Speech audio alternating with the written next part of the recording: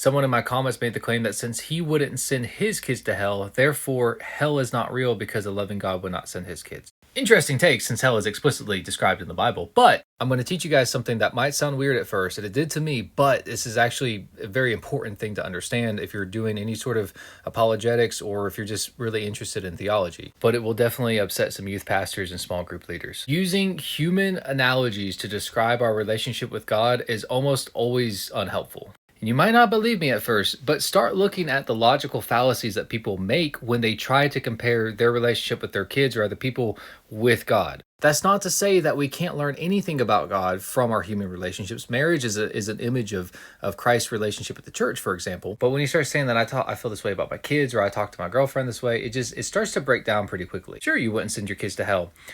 What have your kids done to you, though? Because the image we have of what sin does to God's heart is the cross. Your children never flayed you alive and nailed you to a tree, then spent the rest of their lives laughing about it, mocking you, and persisting in the sin that made that sacrifice necessary. If you want to be so bold as to say that you would still not send them to hell, do you really think that you would endure that sort of self-sacrificial torture? Because I kind of doubt it.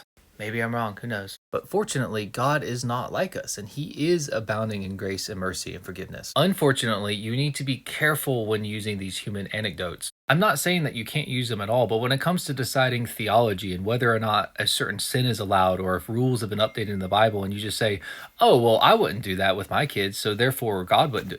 That's where you start to have these problems. And now that you know this, you'll start to see the fallacies in people's arguments.